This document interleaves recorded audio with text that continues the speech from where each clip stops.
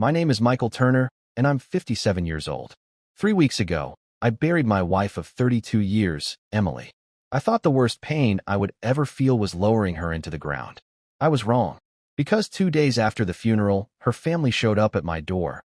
Her mother, her brother, and her sister, holding folders, speaking in cold, rehearsed voices, telling me that Emily's childhood home rightfully belonged to their bloodline, and that I needed to pack my things and leave. They sat in my living room, in the house Emily and I built from nothing, and told me I was lucky. They were giving me 48 hours to move out. I almost laughed. They thought they were dealing with a grieving widower too broken to fight back. They didn't know what Emily had done 3 months before she died. They didn't know about the meeting she arranged with my lawyer. They didn't know she left behind a will so airtight it could cut steel. And when I opened the sealed envelope she left in my desk, the one marked, "Open only if they come for you," I realized she knew her family better than I ever did. She knew exactly what they would try, and she left me everything I needed to destroy their plan before they even understood the game they were playing. If you're new here, make sure to subscribe so you don't miss the next stories. And now let's get into what really happened the moment my wife's family tried to take everything she and I built together. I stood there with the envelope still in my hand while her family spread themselves across my living room like they already owned it, flipping through their folders, whispering to each other, eyeing the furniture and the walls like they were measuring what they were about to steal.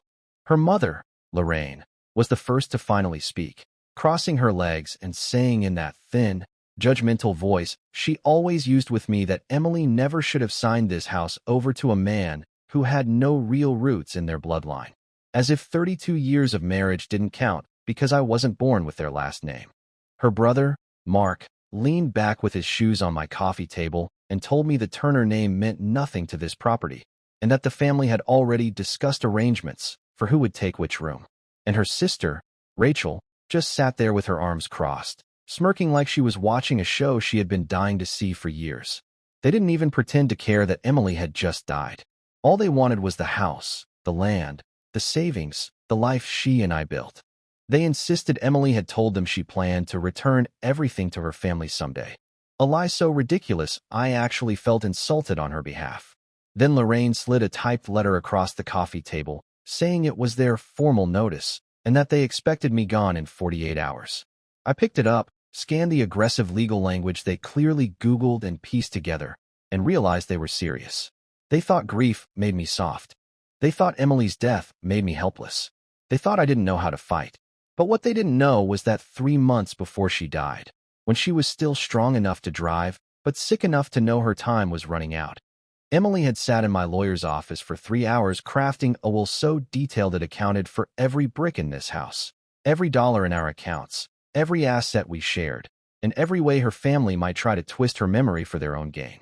That sealed envelope she warned me about was still burning in my pocket. Inside it was the real script of what was about to happen.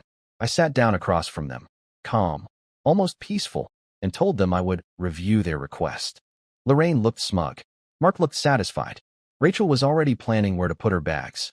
They thought this was the moment they won. They didn't realize that the moment they walked into my home with their folders and their arrogance, they lost. When they finally left, still convinced they had intimidated me, I walked straight to Emily's desk, the one she used to write her letters on every morning, and opened the drawer where she kept her journals.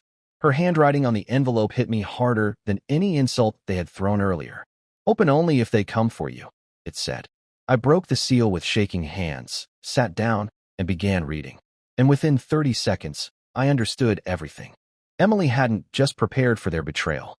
She had predicted the exact day, the exact conversation, and the exact lies they would try to use.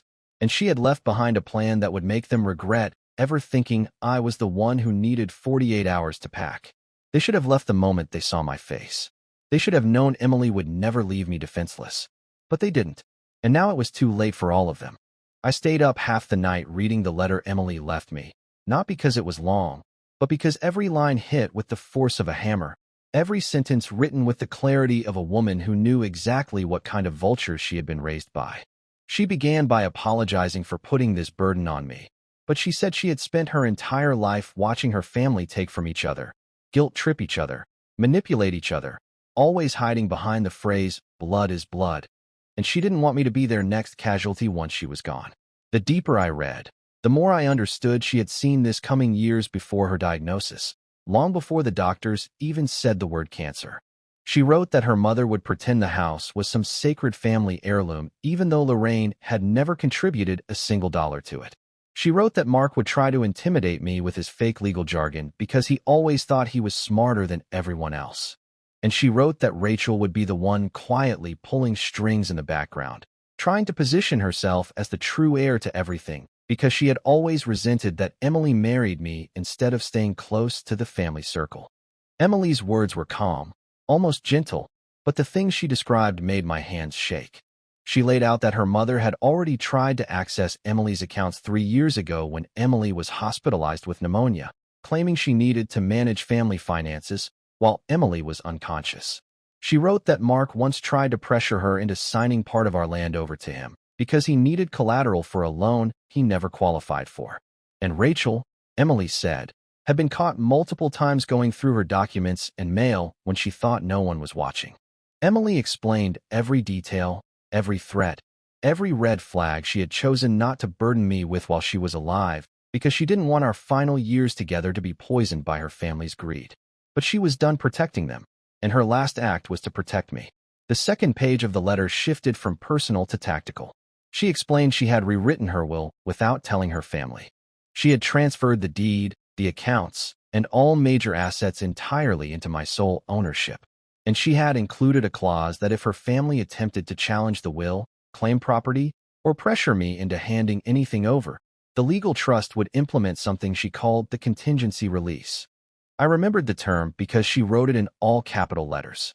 The contingency release was a set of sealed documents she had filed with my lawyer, documents that exposed every shady loan her brother had taken in her name, every fraudulent signature her mother had used to try accessing her accounts, and every theft that Rachel had committed over the last 10 years.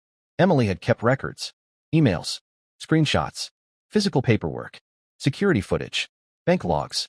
She had compiled more evidence than some prosecutors gather in a full criminal investigation. And she handed all of it to me with a simple instruction. If they ever come for our home, show them what I never showed them. Show them who they really are. I sat there at the desk with tears blurring the ink on her letter, not from grief, but from the chilling realization that while Emily had been smiling, cooking Sunday dinners, keeping the peace, she had been quietly preparing for war. At 3 a.m., I finally stood up from her desk. I wasn't tired. I wasn't scared. I wasn't even angry anymore. I was focused. They wanted 48 hours for me to leave the house. I decided I would give them 24 hours to regret ever walking into it. And the first step was calling the only person besides Emily who knew the full truth, my lawyer, Harold Stone. When he picked up, his voice was low and stern like he had been waiting for my call. Michael, tell me exactly what they did tonight. I told him everything. The folders, the demands, the 48-hour ultimatum, the fake legal letter. And all he said afterward was a slow exhale followed by 6 words that changed my entire mindset. Then it's time to start the plan. He wasn't talking about his plan. He was talking about Emily's. The one she built with him behind the scenes. The one her family was about to walk straight into without ever seeing it coming. By the time the sun came up, Harold had already emailed me everything I needed. Certified copies of Emily's updated will, the deed transfer records, the trust documents, and 3 sealed envelopes labeled with each of their names. They weren't letters. They were warnings. And I didn't even have to open them to know what kind of evidence Emily had tucked inside, because Harold said one thing as he sent them. They walk in arrogant. They walk out terrified. I spent the morning cleaning the house, not because I wanted it spotless, but because I wanted the living room to look exactly like it did when Emily was alive. The place her family always criticized, called too modest, too small town, unworthy of a Turner, as if money excused being cruel. Around noon, I sat at the kitchen table sipping coffee, waiting for them the same way they had waited for me 2 days earlier, folders in hand, greed in their eyes. And right on schedule, I heard the crunch of tires on gravel outside followed by the slammed car doors, 3 of them in a row. Emily had predicted even that. They always arrive together, she wrote. They only act brave when they think they're a united front. I stayed seated when they walked in without knocking. Her mother first, chin high, hands full of papers she didn't understand. Mark behind her, swaggering like he owned the place. And Rachel last. eyes already scanning the room like she expected to find valuables she could claim. Lorraine got straight to the point. Michael, we're being generous giving you until tomorrow. We want the house keys today so we can start bringing movers. I took another sip of my coffee just to watch her face tighten at the fact that I wasn't panicking. Sit down, I said calmly. We're going to do this properly. There's nothing to discuss, Mark snapped, tossing his folder on the table like it meant something. Mom is the rightful heir to Emily's family property. The will says, the will you've seen, I cut in, isn't the real one. All three froze. Even Rachel's wandering eyes stopped. I opened my own folder, the one Harold prepared, and slid the top document across the table. It was the certified updated will Emily signed 3 months before she died, notarized, witnessed, and filed. This isn't real, Lorraine said instantly, pushing it back without even reading it. Emily would never cut her family out. She didn't cut you out, I said. You did that yourselves. Their faces flashed confusion, annoyance, then anger in quick succession, but I wasn't finished. I stood up, walked to Emily's desk, and returned with the letter she wrote. Not hers to me, but the one she left for them. 3 copies. I laid each envelope in front of its intended owner. Rachel eyed her name written in Emily's handwriting, but she didn't touch it. Emily wanted you to have these, I said, keeping my voice steady. She knew you'd come for the house, and she wanted you to see exactly why you won't get it. This is ridiculous, Mark muttered, but there was a tremor in his voice now. You're bluffing. Open them, I said, or I open them for you. Lorraine cracked first. She tore her envelope open, and the moment she saw the first page, her mouth fell open, but no sound came out. Mark snatched his, ripping the papers so roughly he nearly tore the evidence in half. Rachel didn't open hers. She just stared at me, her confidence evaporating. Lorraine finally spoke, barely above a whisper. Where did she get this? She collected it over 10 years, I said. Every signature you forged in her name. Every attempt to access her accounts. Every lie you told her about family expenses. Every loan you took out using her information. This is illegal to have, Mark snapped, but he was sweating now. No, I said, taking my seat again. What's illegal is what's in your hands. Rachel finally opened her envelope and instantly covered her mouth with her hand. She looked at me with wide, terrified eyes. Michael, please don't. Emily wanted you to see it, I said. And she wanted you to know something else. She didn't just update the will. She filed these with my lawyer months ago. If you challenge anything, if you step 1 foot into a courtroom trying to take the house, the trust automatically releases everything to the authorities. All three just stared. Disbelief, shock, fear, rage. A perfect quiet mix of all the emotions Emily had predicted. Lorraine suddenly stood up, eyes wild. She wouldn't do this. She loved us. She did, I said. And that's why she tried to protect you from yourselves while she was alive. She didn't want this, but she knew you would force it. Mark threw his envelope onto the table and pointed at me. What do you want, Michael? I didn't raise my voice. I didn't need to. I want you to walk out of this house, today, with nothing. And I want you to never speak Emily's name again unless it's in an apology to her. Lorraine's face twisted. You can't order us around. We're her family. I leaned forward. And I was her husband. And she trusted me to finish what she started. They didn't leave instantly. The shock held them there for another 30 seconds. But eventually, one by one, they stood, defeated, humiliated, exposed. And when the front door closed behind them, the house felt quiet for the first time since Emily passed. Not empty, not lonely, just peaceful. Emily had protected me even after death. But I had a feeling this wasn't over. And I was right. Because none of them had read the last page of Emily's documents. The page that didn't expose their past. The page that revealed the real reason they tried to take the house. And what Emily had hidden inside it would turn everything on its head. I waited until their car pulled out of the driveway before I unfolded the one page they didn't get to see. The final page Emily tucked behind the trust documents, the one labeled in her handwriting. Michael, show this only when necessary. I didn't know what she meant until I read the first sentence and felt the air leave my lungs. The house is not the only asset they will come for. Emily's words, written in that careful looping script she used when she wanted to make sure there were no misunderstandings, ran straight through me. She continued, they believe they deserve my inheritance. They don't know I left it all to you, and that I left something else behind that will make them desperate, angry, and reckless. I sat there at the dining table, her seat still pulled halfway out like she had just left for a moment instead of forever, and I read the rest of the page twice. Then a third time. Emily had known about something I didn't. A second property, a second account, and something else, something she described only as the truth they've been hiding for years. I didn't know what truth she meant at first, but I didn't have time to figure it out. Because around 4 o'clock, just when I started to think her family had finally accepted defeat, I saw an unfamiliar black SUV pull into my driveway. Not their beat-up sedan. Not the car I knew. This one was new. Expensive. Tinted windows. And the moment the back door opened, I understood exactly what Emily had been warning me about. Her family hadn't given up. They had upgraded. A man stepped out first, mid-40s, slick suit, hair too perfectly styled, carrying a leather briefcase that probably cost more than my monthly mortgage used to. A lawyer. Their lawyer. And behind him, looking smug and suddenly brave again, came all three of them. Lorraine, Mark, and Rachel. They marched to my front porch like they were storming a castle. I opened the door before they could knock. "Michael Turner?" the lawyer said, glancing around me like the house already belonged to him. "We're here to discuss the matter of the Turner estate and the petition being filed tomorrow morning." I didn't react. I just stepped aside, letting them in. If they wanted round two, they were going to get it, but they still had no idea what was waiting for them.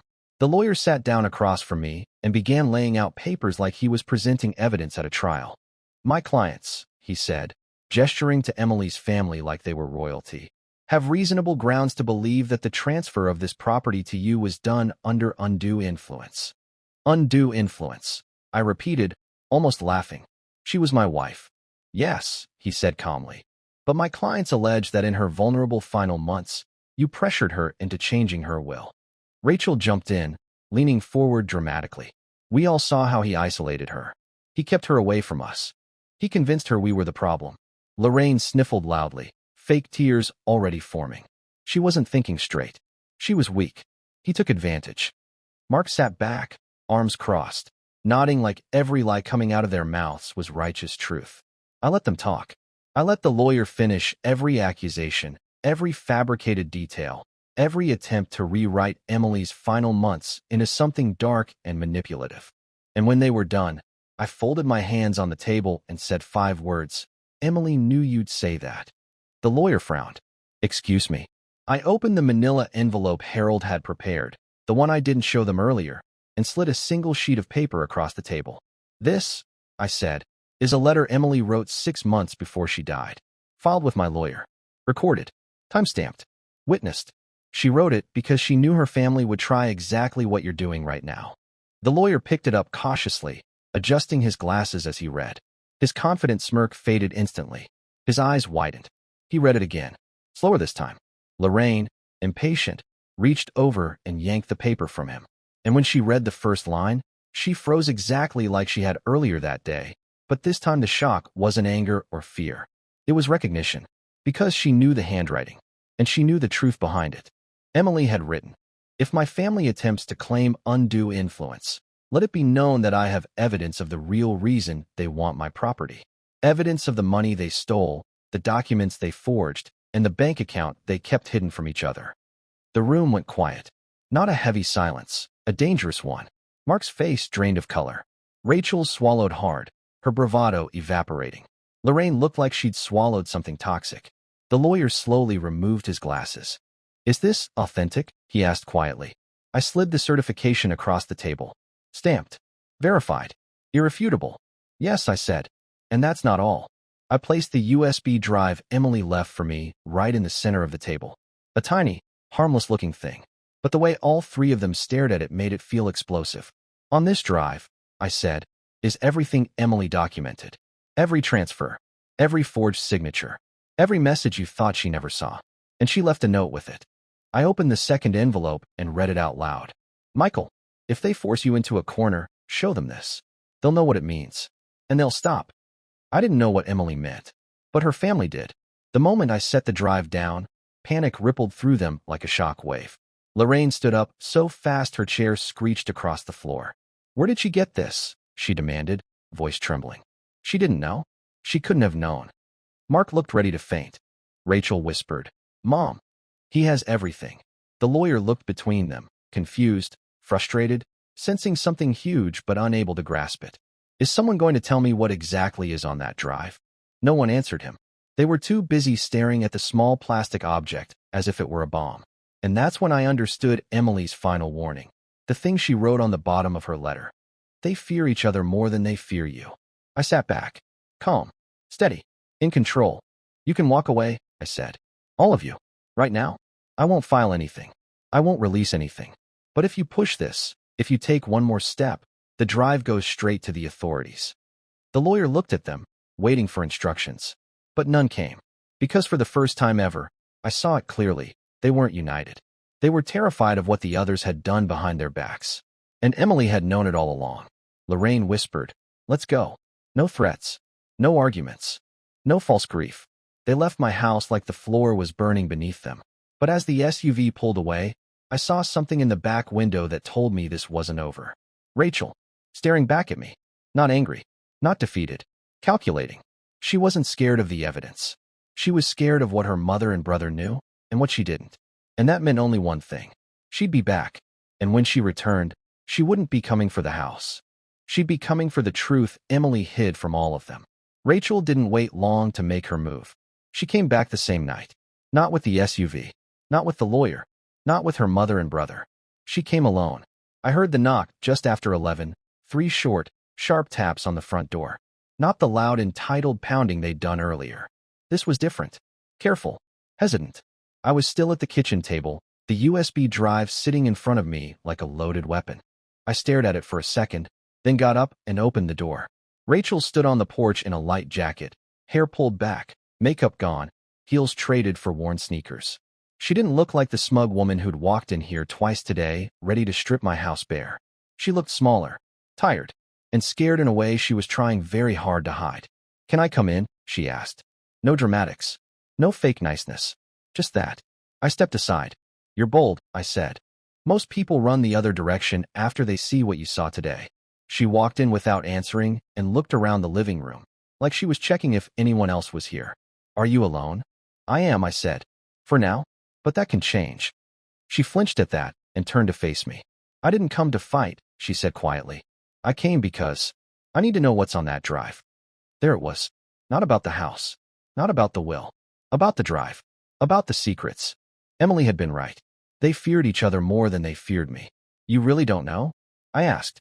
"You reacted like you did." She swallowed hard. "I know some of it," she admitted. "I know Mom and Mark did things. Stupid things. I just never knew how much Emily saw. Or what she kept." "Sit down," I said. "You want answers, you'll get them. But you'll give some too." She sat on the edge of the couch like a guest who wasn't sure if she was welcome. For a long moment we just stared at each other. Me, the man she'd tried to evict from his own home.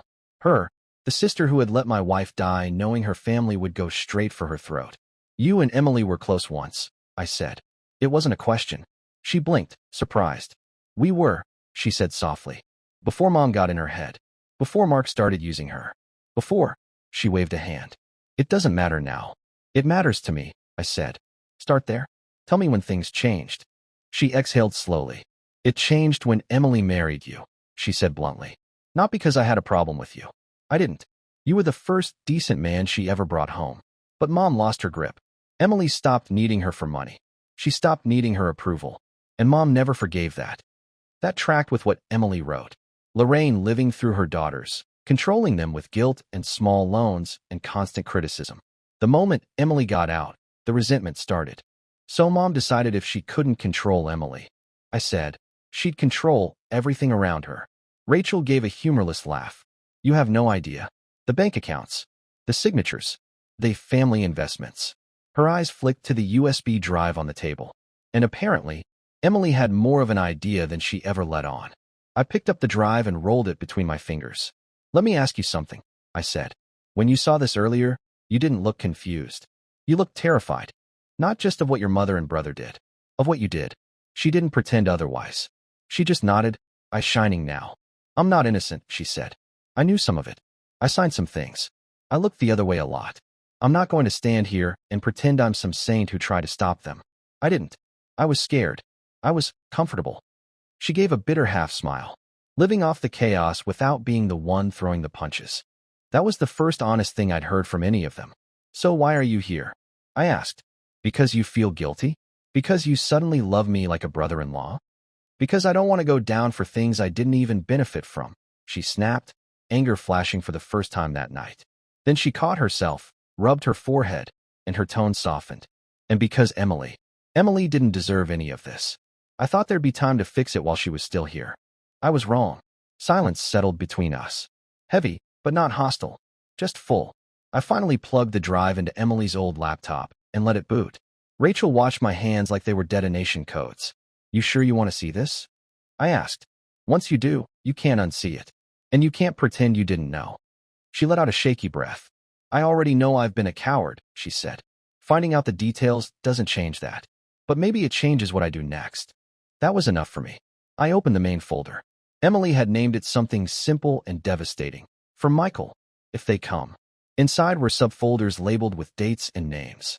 One said Lorraine, one said Mark, and one said Rachel. There was a fourth folder, though, that made my stomach tighten. It was labeled House, Original Owner. I filed that away in my mind for later and clicked on Lorraine first. Bank scans, copies of checks, email screenshots. A photo of Lorraine at a teller window, date stamped, right next to the unauthorized withdrawal Emily had written about in her letter. Rachel stared at the screen, jaw clenched.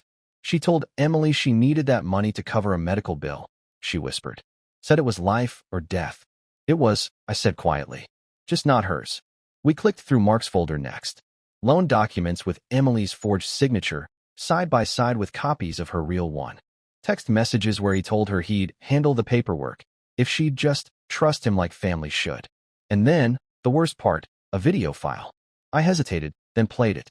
Emily had secretly recorded a conversation with Mark at this very table 2 years ago. On the screen, she sat where I was sitting now, looking thinner but still strong. Mark leaned forward, sweating, defensive. I needed the collateral, the video version of him said.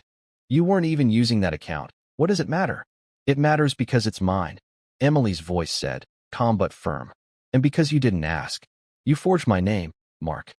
He scoffed on the recording. We're family. That's not forgery. That's trust. The real Rachel covered her face with her hands and let out a low, pained sound. I remember that day, she said.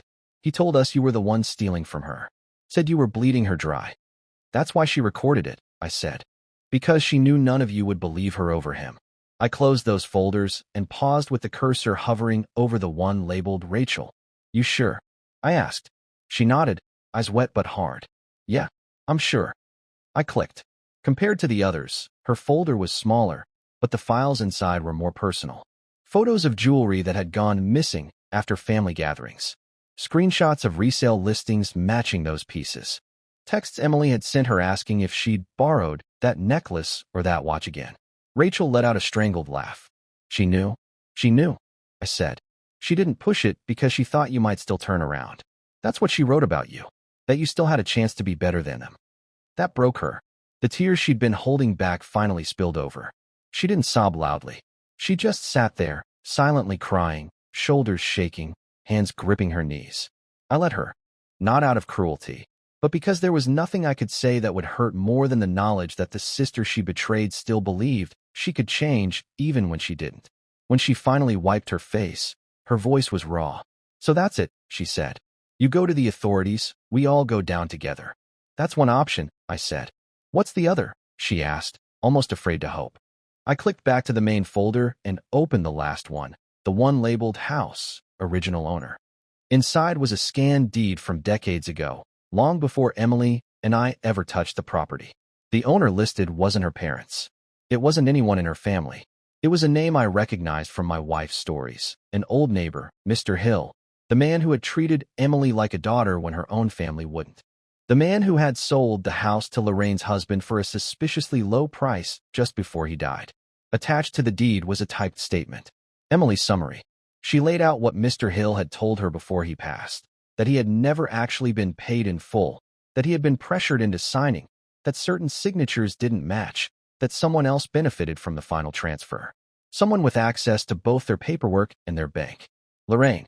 The house, legally, was clean now. Too much time had passed, but the pattern was not. It showed a history of coercion, forgery, and theft going back years. This wasn't an isolated grab at my house. This was who they were. Rachel stared at the screen, horror and sick understanding mixing on her face. She knew all of that, she whispered. And she still invited us over for holidays. Still cooked for us. Still, she trailed off. She was better than you, I said gently. Better than all of you. She gave you chances she never owed you. Rachel looked at me, eyes red but clear now. So what do you want from me? She asked. Really? Not the house, not the will. From me. I looked at her for a long moment. I want you to tell the truth, I said. To the lawyer your family hired. To any judge they crawl to. To anyone who asks. I want you to be the one person in that family who doesn't lie about who Emily was and what they did to her. She swallowed.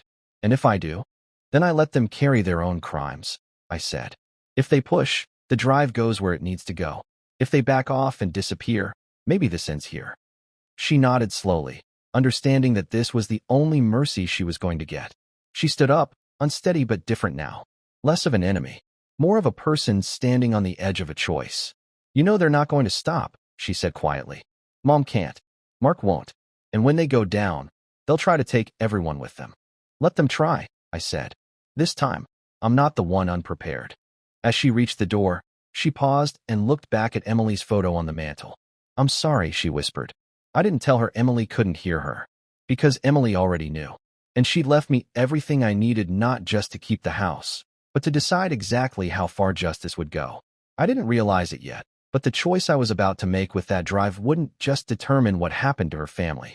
It would determine who I became after Emily, and whether I would spend the rest of my life as the man who survived them, or the man who destroyed them. I didn't sleep much that night after Rachel left. I lay in the bed Emily and I shared, staring at the ceiling, listening to the old house shift and creak the way it always had.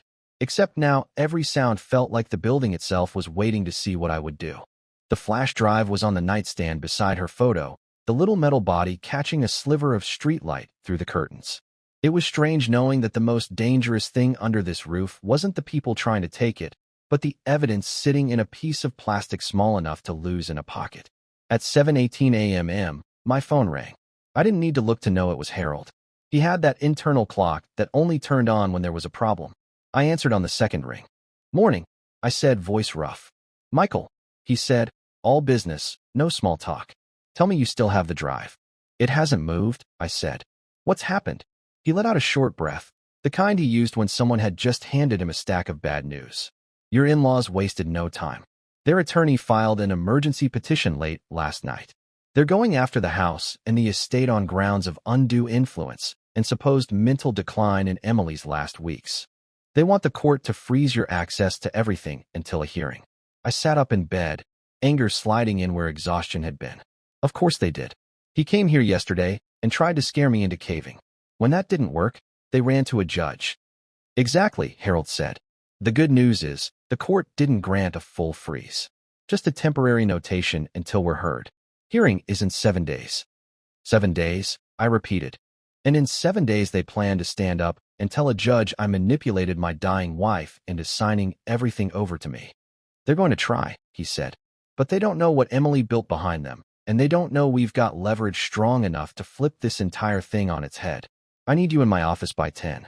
Bring the drive, bring the letter, bring your patience. The line clicked off. Harold never wasted words. By 10:05, I was sitting in his corner office downtown, the one with the wall of windows and the shelves full of case law that had paid for his retirement 3 times over, even though he refused to take it. He was in his late 60s now, white hair trimmed short, glasses perched low on his nose, the same tie I'd watched him wear to court for 20 years. On the desk in front of him, he'd laid out the battlefield, a copy of Emily's will, the petition her family filed, and a yellow legal pad already half covered in his tight handwriting. He held up the petition. Their lawyer is not incompetent, he said. He's wrong, but he's not incompetent.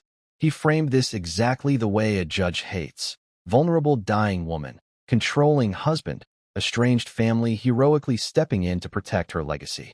It's manipulative, but it plays well if the other side looks unprepared.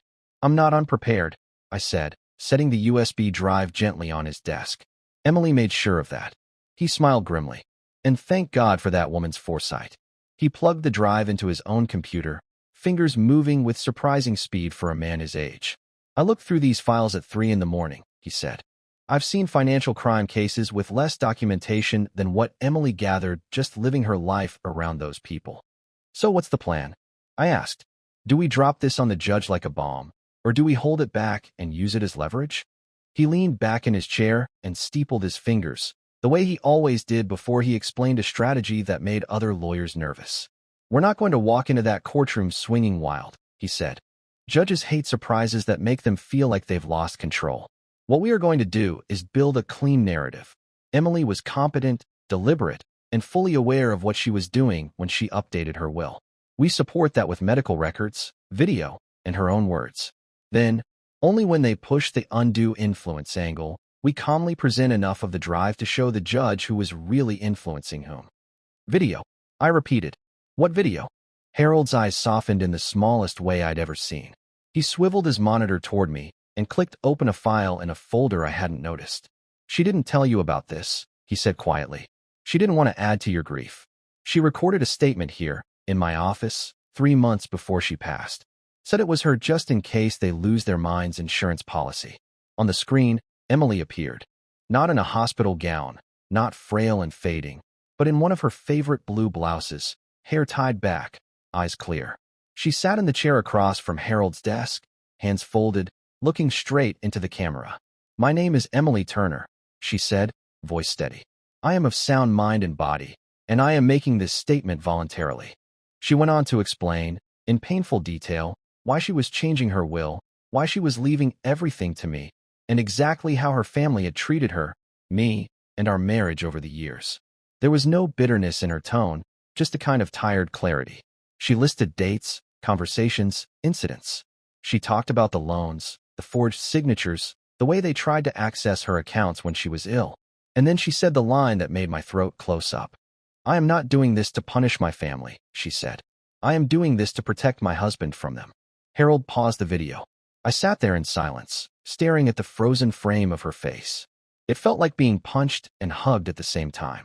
We'll use this, he said gently. In court, if it comes to that. There is no doctor's report or family accusation that carries more weight than a clear recording like this from before the end. I nodded, swallowing hard. So we've got Emily's statement, the will, the drive. What else? A witness, Harold said. Someone from their side who can corroborate what Emily said. I thought immediately of Rachel, standing in my living room the night before, eyes red and finally seeing the truth. I might have one, I said. But she's complicated. That's fine, he said. Complicated witnesses are often the most credible. Judges know real people aren't perfect. They're more likely to believe someone who admits their own failures than someone who claims they're completely innocent. We went over everything for another hour. Harold outlined how he would respond to their claims of undue influence, how he would preempt the isolated her from her family narrative by bringing in neighbors, nurses, even the hospice worker who had seen my in-laws' behavior in those final weeks. He scribbled timelines, circled dates, built a story not of a greedy husband pulling strings, but of a woman finally pulling away from a lifetime of manipulation. Before I left, he looked me dead in the eye. One more thing you need to be clear on, Michael. This case is not just about the house. It's about your name. If they succeed in framing you as the man who took advantage of his dying wife, that stain doesn't go away even if you keep the property. We're not just defending your assets. We're defending your character. Emily knew that was the real prize. Driving home, I replayed those words. Defending my character. I'd spent 32 years caring more about Emily's opinion than anyone else's. It felt strange to realize that even in death, she was still the one whose judgment I cared about most.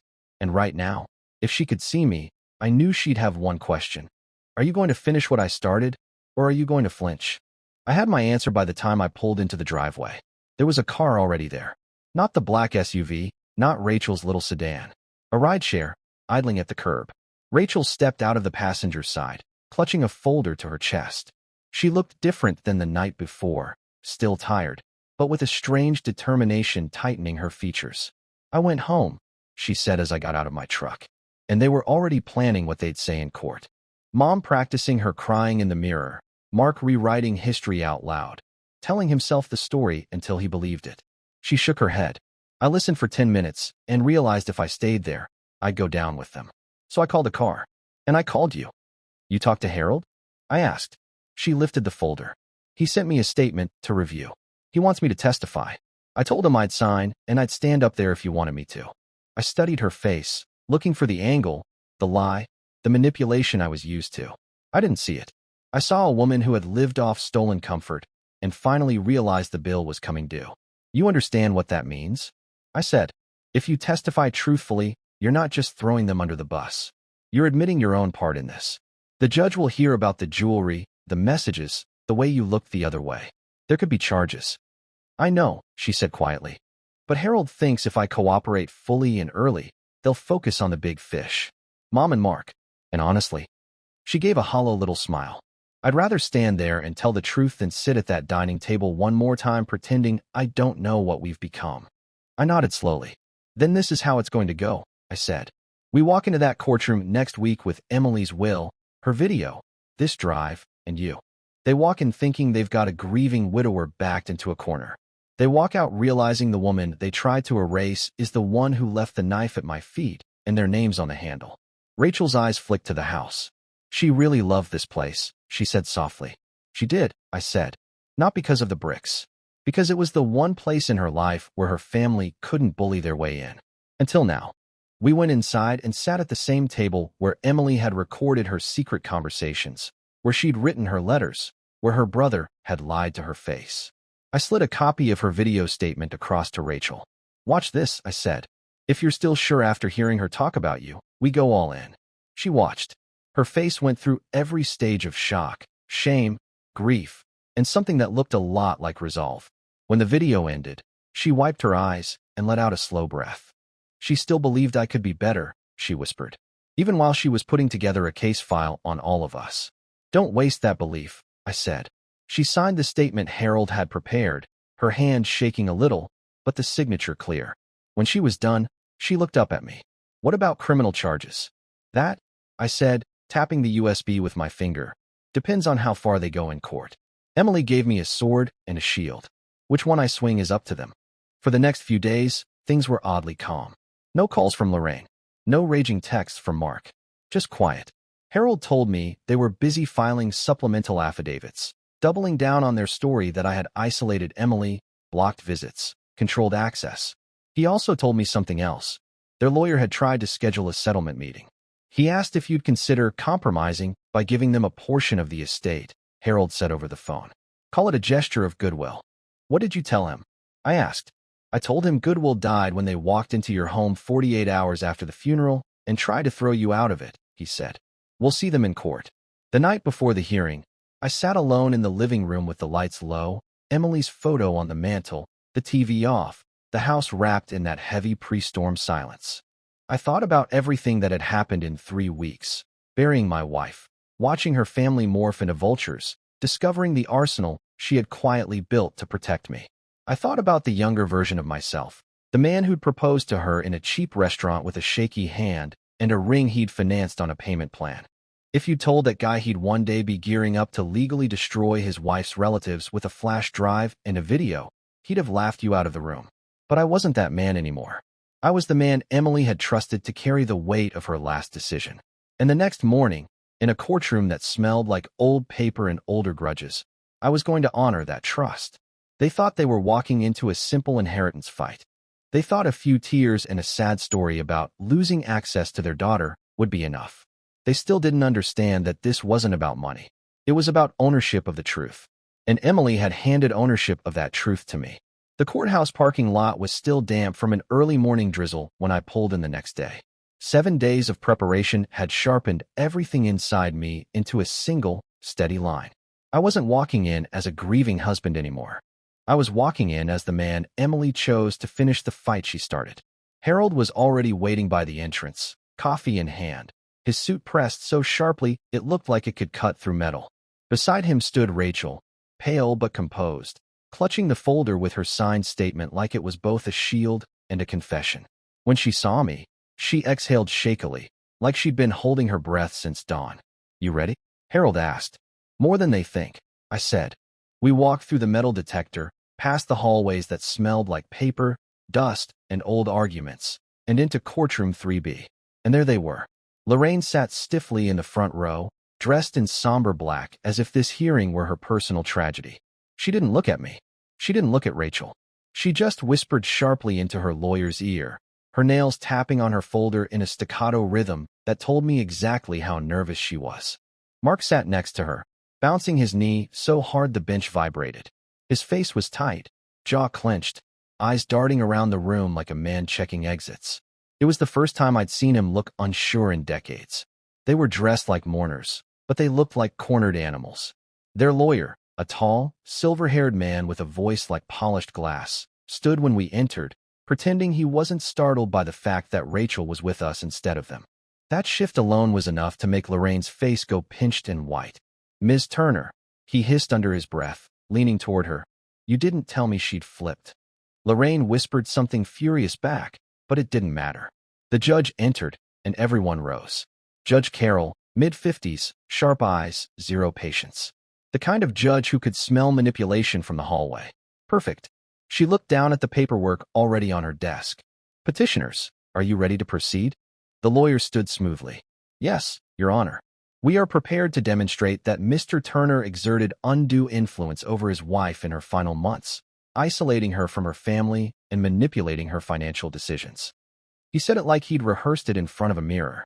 Lorraine made a show of dabbing her eyes. Mark hung his head just enough to seem sorrowful. Their performance would have impressed someone who didn't know them. I did. And so did Emily. Their lawyer continued. "We will present witness testimony and medical concerns that demonstrate Emily Turner was not in a fully competent state when she altered her will." Harold leaned toward me. "They're going all in," he murmured. "Good. That means we get to go all in too." The judge turned to Harold. "Mr. Chun." He rose. "Your Honor, the respondents are ready, and we will show that Emily Turner was fully competent, deliberate, and acting entirely of her own free will when she updated her estate." The judge nodded. "Proceed." Lorraine's lawyer called his first witness, a neighbor, someone I vaguely recognized, but not someone Emily ever spoke to. The woman testified that Emily seemed tired and less social in her final months. That was it. They were trying to build mental incompetence out of fatigue. Harold didn't even cross-examine. "No questions, Your Honor." The second witness was worse. A family friend, really just Mark's golf buddy, who claimed Emily told him she felt pressured by me. It was vague, hearsay-laden nonsense. Harold again declined to cross. The third witness was their key player, Emily's cousin, who claimed Emily was afraid to go against her husband. She said it with a quivering voice, as if she'd taken acting notes from Lorraine. When she finished, their lawyer looked satisfied. Lorraine gave a tiny victorious nod. Then Harold stood. "Your Honor, the respondents call Rachel Turner." The reaction was instant. Lorraine's eyes snapped open. Mark whispered something aggressive, panicked.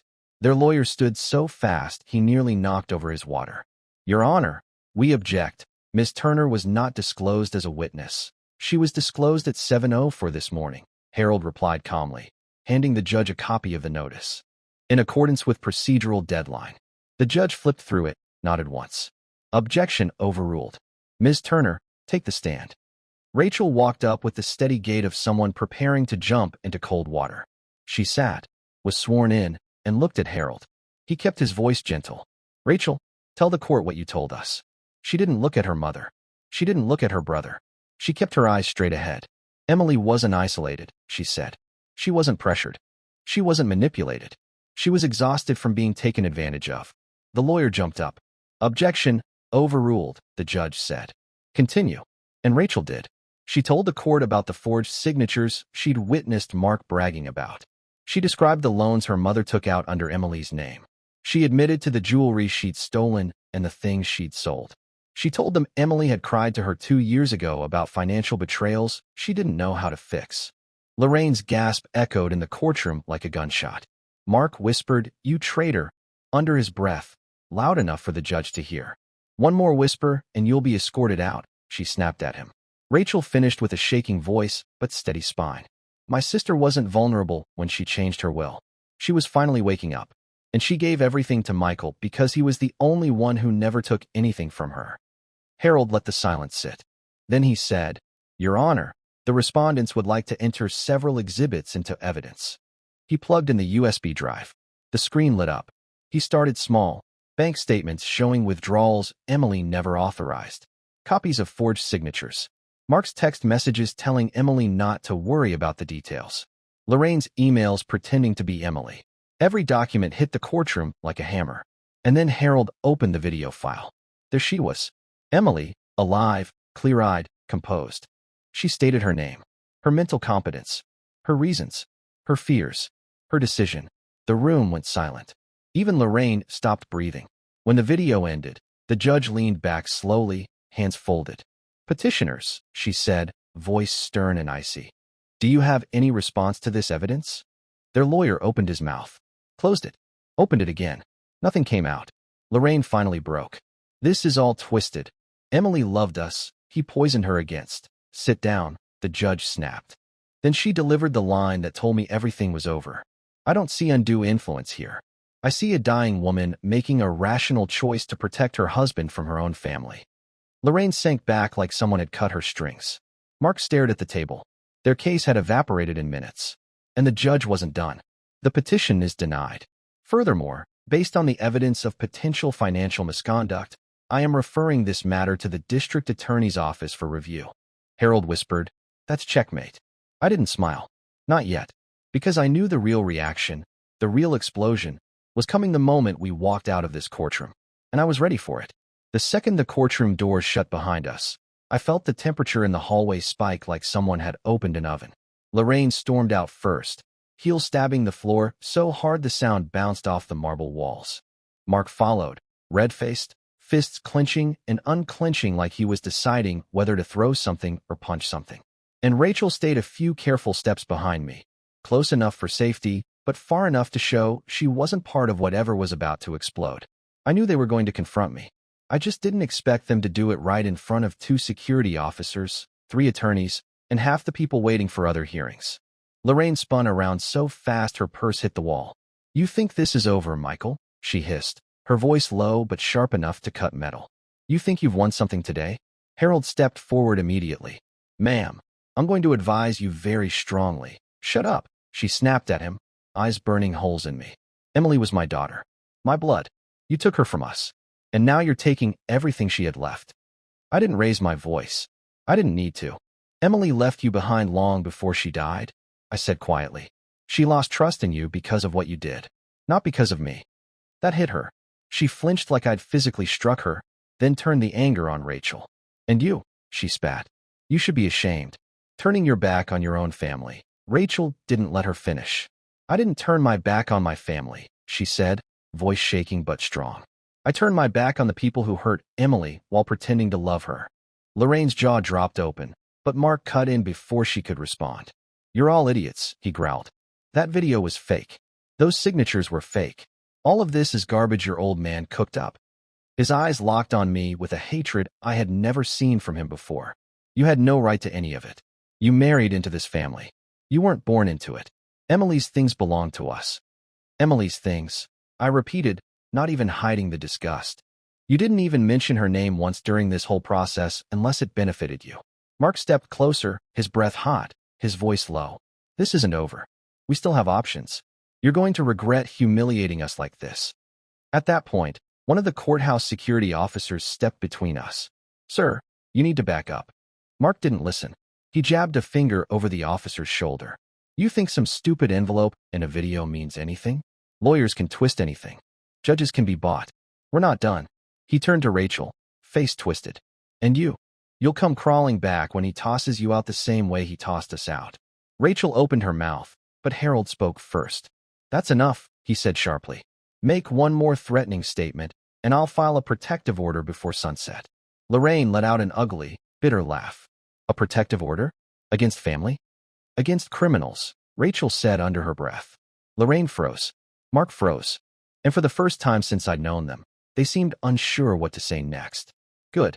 That uncertainty was the first real crack in their armor. Then, right when it seemed like they might storm off, Lorraine changed tactics. She smoothed her blouse, adjusted her hair, and suddenly her face softened into something that almost looked like sadness. It was the same expression she used at the funeral when she wanted sympathy from strangers. "Michael," she said quietly, "Emily wouldn't want this. She wouldn't want us tearing each other apart." I held her gaze. Emily wanted honesty. She wanted peace.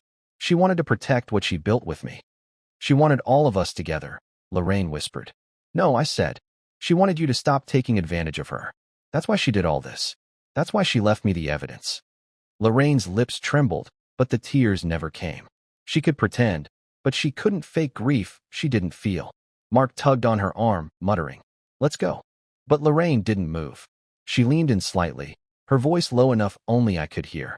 You won this round. But you don't know everything Emily kept from you. And when you finally figure it out, it'll destroy you. Then she walked away, her heels echoing like distant threats. Harold exhaled sharply. Ignore her. She's bluffing. Rachel didn't look convinced.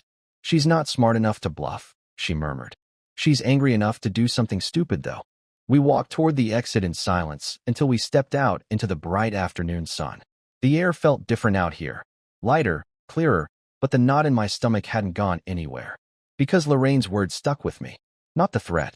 The confidence behind it. She believed Emily kept something from me. And even though I didn't trust a single thing that came out of her mouth, I couldn't shake the feeling she might not be entirely wrong. Back home that night, after Harold left and Rachel drove to her apartment, I pulled Emily's folder from the safe. The envelope with her handwriting, the USB, the will. And then I noticed something I hadn't seen before. The flap of the folder had a thin seam, barely visible, but loose enough to catch my fingernail. A hidden pocket. My pulse jumped. I slid 2 fingers inside and pulled out a flat, sealed envelope with Emily's handwriting across the front. 3 words. Michael, read last. I stared at it for a long time. Longer than I should have.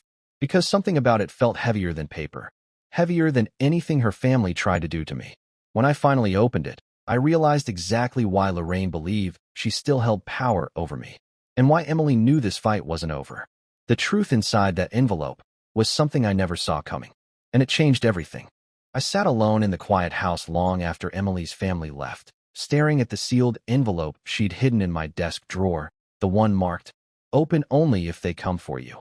And for a long moment, I couldn't bring myself to break the seal because it felt like hearing her voice again.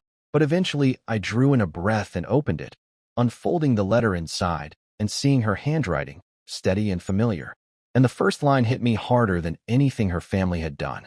She wrote that if I was reading her letter, it meant her mother and siblings were doing exactly what she had warned me they would someday do. That grief would make me vulnerable, and they would try to take everything we built together. She told me she had spent years preparing for a moment she hoped would never come. But she knew them better than anyone, and she refused to let them dismantle our life after she was gone. Then she said there was something I never knew, something she kept from her family for decades because it would have given them ammunition to use against us. 15 years ago, after the miscarriage, the doctors told her she would never carry a child again. She wrote that she softened the truth because the last thing she wanted was to watch me blame myself or lose hope, and because she knew her mother would weaponize that information, calling me a failure, calling our marriage a mistake. She didn't want to give them that power, so she kept it quiet. My hands shook as I read, realizing how much she carried alone. Then the tone of the letter shifted, and she told me there was something else, something she never even hinted at.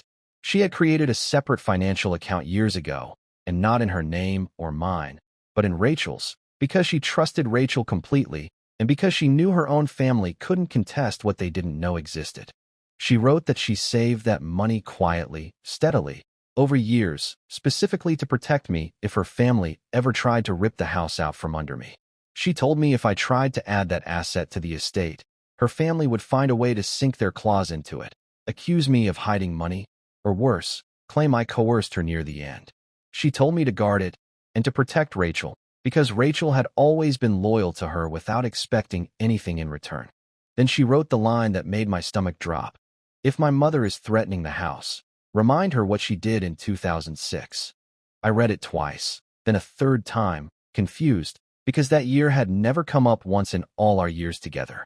At the bottom of the letter, she signed her name and added a final note telling me Harold had the rest of the information and that I needed to stay calm and act smart because her mother would do anything, absolutely anything, to win. I put the letter down and immediately called Harold, my pulse hammering so hard I could hear it. He answered on the first ring with a voice that sounded like he had been waiting for my call. When I asked him what happened in 2006, he went silent for several long seconds before telling me I needed to come to his office now, not later, because whatever Emily had left for me wasn't just leverage, it was dangerous. He said her mother had been involved in something serious, something illegal, something that could destroy her reputation and possibly send her to prison, and Emily had kept the evidence locked away for nearly 2 decades. Hearing that stopped every thought in my head. I stood in the middle of the room holding the phone, realizing Emily hadn't just protected me with a will or a letter. She had prepared for a war her family didn't even know they'd already lost. And as Harold told me to get in the car and come immediately, a single truth settled over me like cold steel. Emily saw this moment coming long before I did, and now it was my turn to finish the fight she started. When I pulled into Harold's parking lot, the sky was just starting to dim, that strange blue hour where everything looks calm even when nothing is, and I walked into his office feeling like I was stepping into the last chapter of something Emily began years before I even knew a war existed.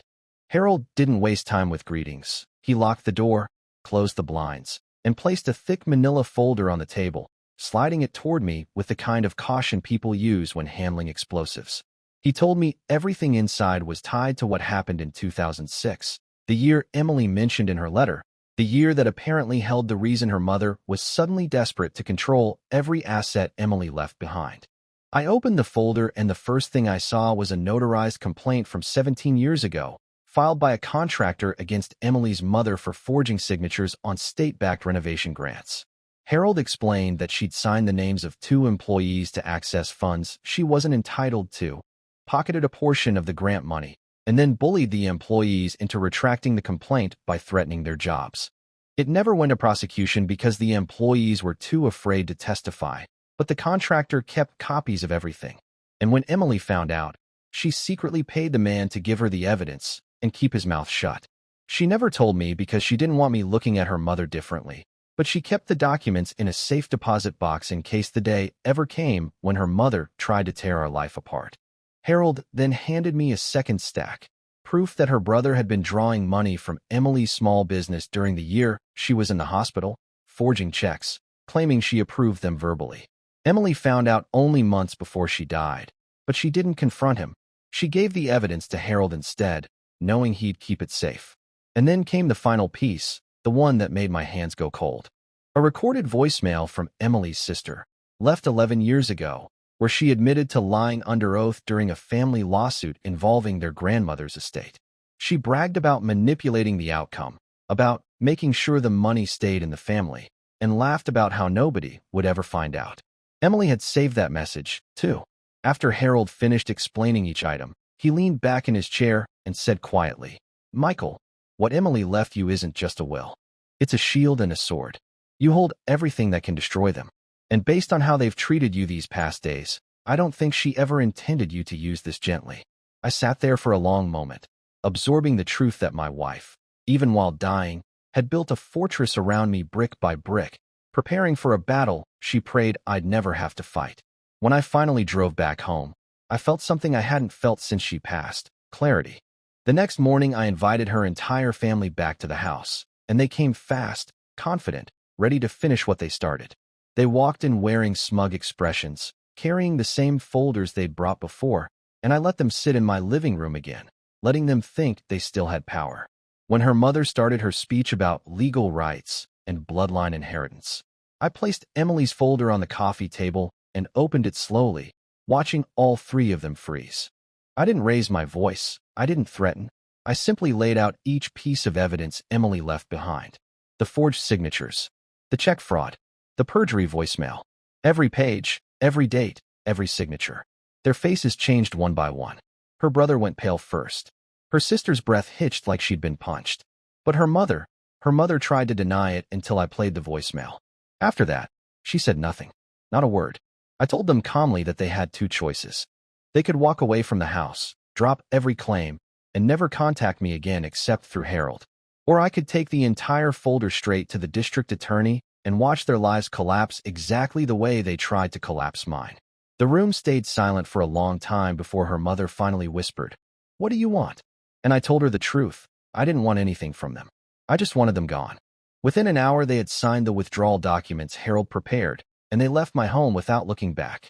I stood in the doorway watching their cars disappear, feeling the weight lift from the house Emily and I built together. Later that evening, I placed her letter back into its envelope and tucked it into the drawer beside my bed, knowing I would read it 1,000 more times in my life. I walked through the quiet rooms, still smelling faintly of her perfume, and for the first time since she passed, I felt something close to peace. Emily had fought for me even after death, and by following the path she left behind, I had honored her. I didn't win because I was stronger than her family. I won because she was smarter than all of them combined. And as I locked the front door, knowing it was finally, irrevocably mine, I whispered a thank you to her, a promise that I'd protect the life we built just as fiercely as she protected me. The war she prepared me for was over. The home she loved was safe. And for the first time in weeks, I finally slept without fear. What was your favorite moment? Drop it in the comments below, and don't miss more thrilling stories like this.